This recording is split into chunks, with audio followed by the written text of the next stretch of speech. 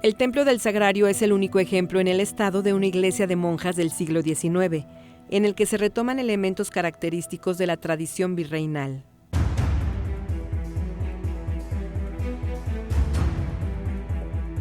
Sus orígenes remontan a un antiguo convento para niñas que se asentó en la ciudad hacia el siglo XIX.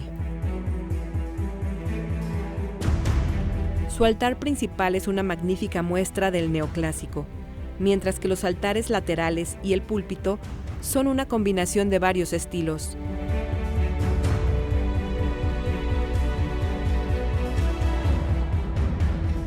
En su fachada se mezclan elementos neogóticos, como arcos apuntados u ojivales, óculos trilobulados, cuatrifolios y haz de columnas, con otros elementos neoclásicos.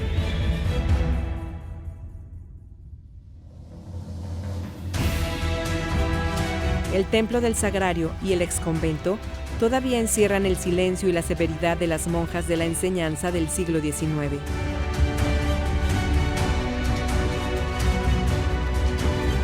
Un remanso propicio para la meditación que hoy en este programa le invitamos a conocer y a disfrutar.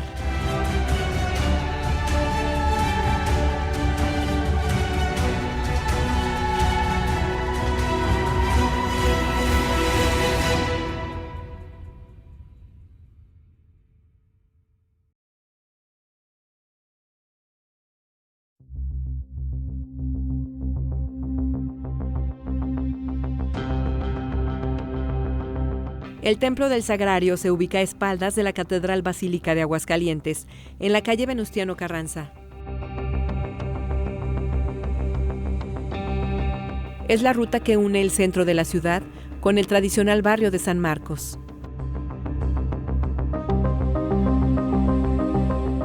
Antiguamente esta calle fue un espacio poblado de huertas que regaban los canales de agua que circulaban por las principales calles del centro. Es una de las calles de más tradición en Aguascalientes.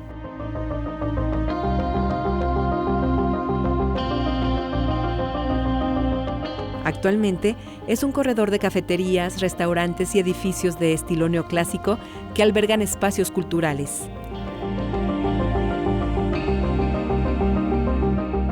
La historia del templo se remonta a los últimos años del siglo XVIII y los primeros del XIX, con la fundación del primer colegio para niñas confiado a las reverendas monjas de la enseñanza.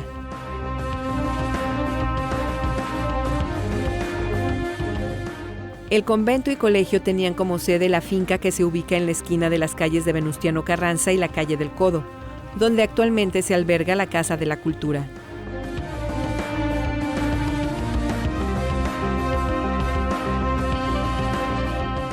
La propiedad pertenecía a Felipe Guerrero, padre del presbítero Mariano Guerrero.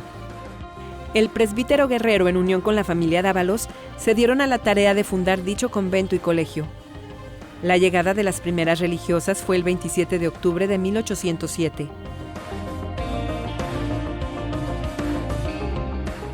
El edificio es de las construcciones más antiguas de Aguascalientes y anteriormente conectaba con el templo. La finca se convirtió en la obra material más importante de la iglesia en la ciudad, en la primera parte del siglo XIX. La obra fue un proyecto del padre Cesario Castillo, quien se desempeñaba como capellán desde 1844. Al principio se pensó en un templo amplio, que contara con coro para poder desarrollar la vida en comunidad, como lo estipulaban las constituciones religiosas.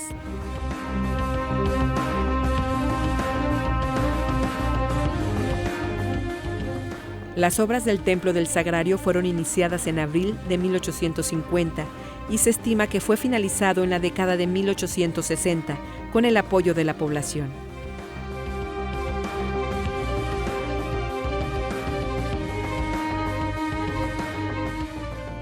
Una vez terminada, la iglesia quedó al cuidado del capellán de las religiosas, quien atendía y promovía el culto divino, aunque sujeto al párroco de la Asunción.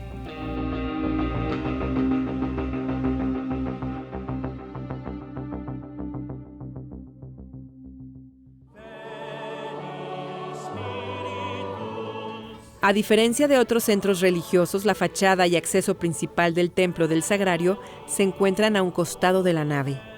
Ambos se orientan hacia el sur, donde está la calle de Venustiano Carranza.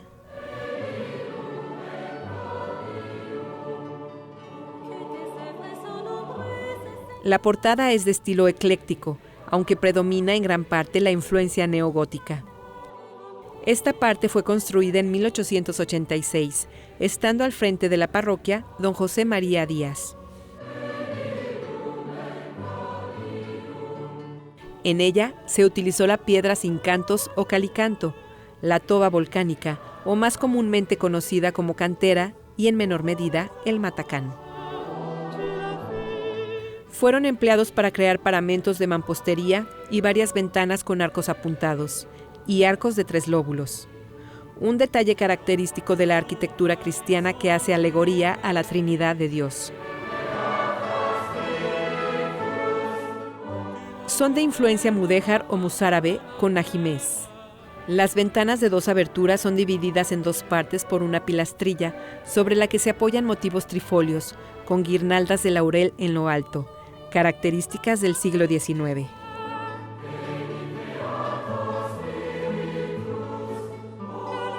La fachada del Templo del Sagrario consta de 2 cuerpos construidos en cantera rosa. En el primer cuerpo se encuentra la portada principal, que está conformada por un arco ojival o apuntado.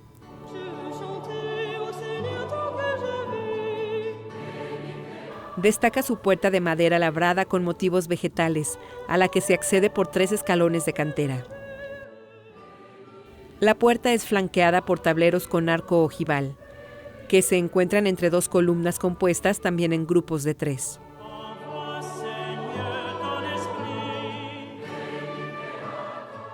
El segundo cuerpo es de menor tamaño que el primero.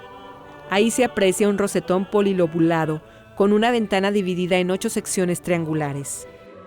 El rosetón termina con un tablero que remata el segundo cuerpo. También es flanqueado por columnas en grupos de 3, de menor longitud que las del primer cuerpo.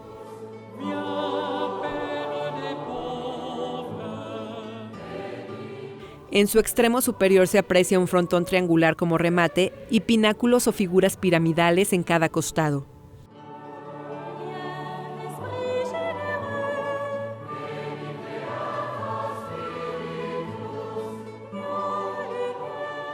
En lo alto, una pequeña cruz de hierro.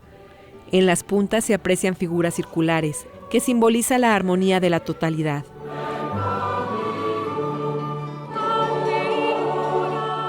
En cada costado de la fachada se encuentra un pequeño acceso con arco ojival, donde encontramos puertas de herrería.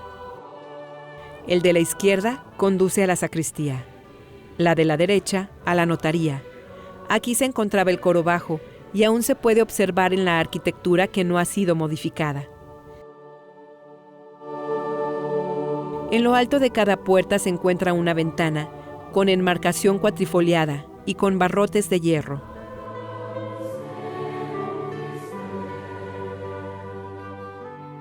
En lo alto se aprecian varias gárgolas y macetones. Las gárgolas, aunque sencillas, cumplen el papel de conservación del edificio, pues recogen agua de la lluvia y la expulsan lejos de las paredes de cantera.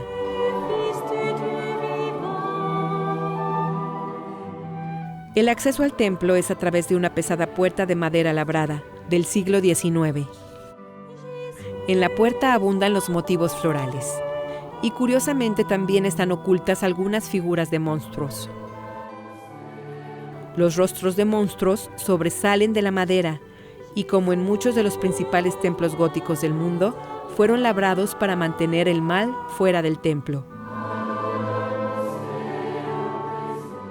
A pesar de que la puerta es antigua, aún conserva su llave original, forjada de hierro, que es con la que actualmente se realiza el cierre.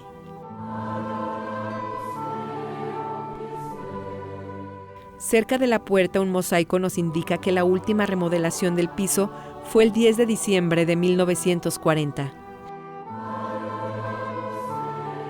En el interior del templo se percibe una semiclaridad que entra por las puertas y ventanas.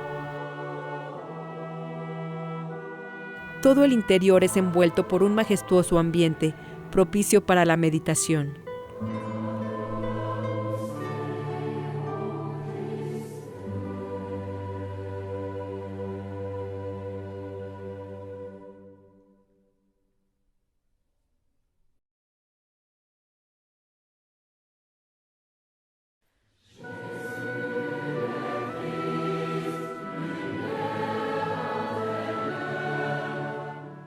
Una suave luz entra por sus ventanas de influencia mudéjar, iluminando una sola nave. La nave es sostenida por pilares y sólidos contrafuertes.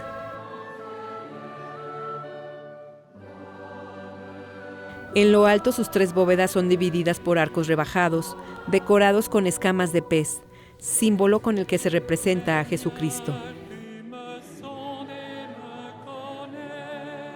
El templo es rematado en el téstero por un bellísimo altar, construido en 1880. Es una excelente muestra del neoclásico. Basta con observar sus columnas estriadas con capiteles dóricos y un frontón semicircular quebrado en el centro.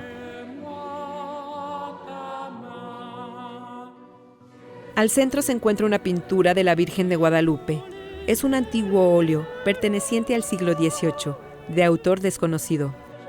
Enmarcan el óleo un par de columnas con capiteles dóricos que rematan con un frontón semicircular quebrado en lo alto.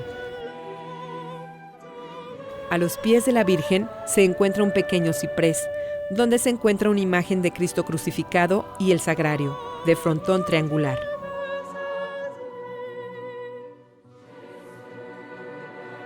En lo alto del conjunto destaca un arco de medio punto con una especie de ménsulas.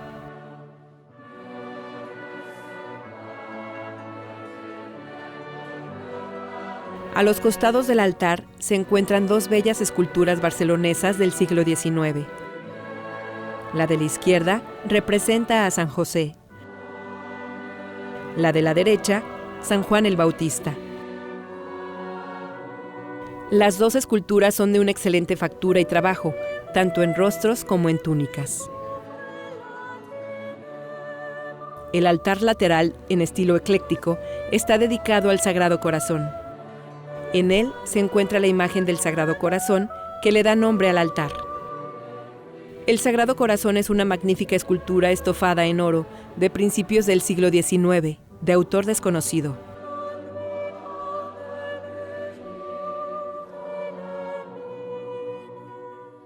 Completan el conjunto del altar las esculturas del Inmaculado Corazón de María y de San Antonio de María Claret, religioso español, defensor de los esclavos y fundador de las cajas de ahorro en Cuba. El altar lateral es enmarcado por sólidas columnas que le dan un toque de elegancia con el labrado de la cantera. Las columnas son de reminiscencia slotiforme, con énfasis en el primer tercio del fuste. Son estiradas, tripartitas y se encuentran embebidas en el muro, conectadas por una cornisa. A la izquierda del altar lateral se encuentra uno de los pocos púlpitos en estilo neobarroco que aún subsisten en la ciudad. Entre los elementos destaca el tornavoz, que forma una corona saturada de elementos ricamente tallados en cantera.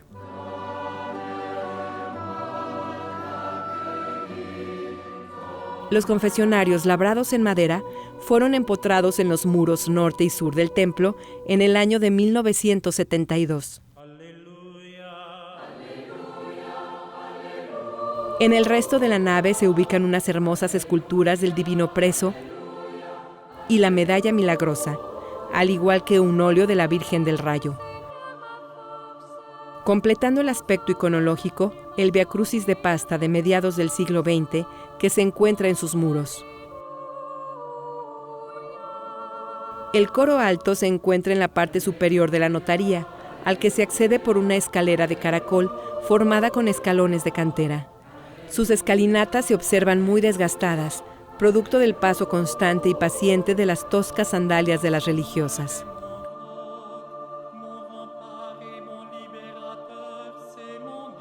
Tanto el coro alto como el coro bajo son separados de la nave del templo por rejas de hierro.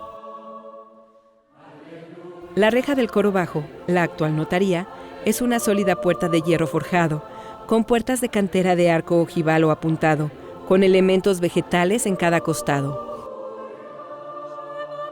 En los elementos de hierro forjado se aprecian algunos entrelazados con algunos detalles en dorado y pequeños arcos apuntados con motivos florales de color negro.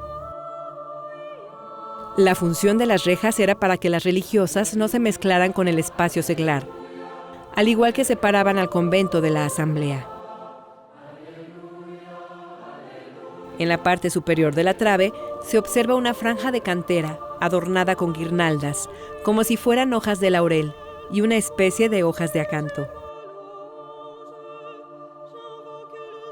El antiguo coro bajo fue habilitado como notaría del templo, abriendo la comunicación con este en el año de 1972, respetando el diseño original ya existente.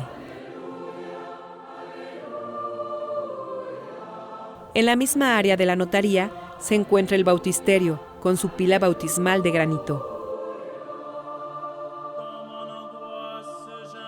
Al fondo del bautisterio se observa en un nicho la imagen de Cristo crucificado en madera.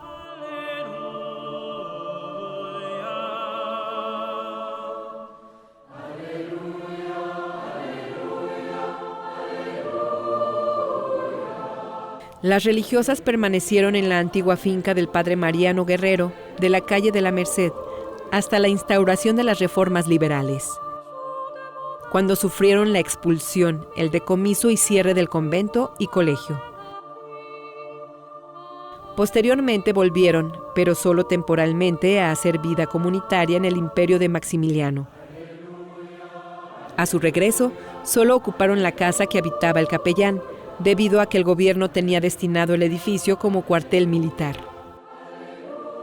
Años después, la ocupó la primaria federal Dr. Jesús Díaz de León, hasta que fue cedida para su actual uso, como Casa de la Cultura. En cuanto al Templo del Sagrario, el 1 de agosto de 1946, el señor obispo Dr. José de Jesús López y González, tercer obispo de Aguascalientes, emitió un decreto que dice lo siguiente: se pasa al Templo de la Enseñanza, comúnmente llamado el Conventito, la sede parroquial de la Asunción, y se llamará Parroquia El Sagrario, para que el Cabildo Catedralicio goce de su propia autonomía. Sin duda, la obra material más importante de la Iglesia durante los primeros años del siglo XIX fue el Convento y Colegio de la Enseñanza. Su fundación vino a cubrir un hueco en la educación femenina en la ciudad de Aguascalientes. Posteriormente, a mediados del mismo siglo, vendría la construcción del Templo del Sagrario, que pertenecía a la misma orden. Un templo que posiblemente pase desapercibido, a pesar de estar ubicado en una zona de gran movimiento de personas y de tráfico intenso.